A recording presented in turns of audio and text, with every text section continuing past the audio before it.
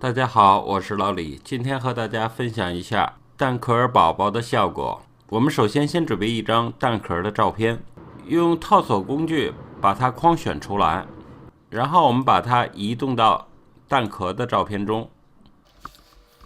我们按 Ctrl+T 调整它的大小。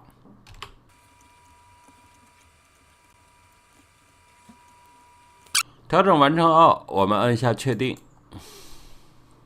我们选择图层1，给它增加一个蒙版，然后我们选择画笔工具，对照片进行相应的涂抹。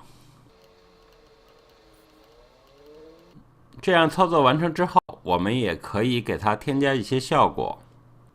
这是我准备好的一张图片，我们把它拖到画面中去 ，Ctrl+T 调整它的大小。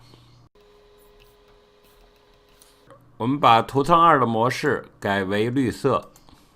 我们同样再添加一个蒙版，选择画笔工具，把画面的主体部分涂抹出来。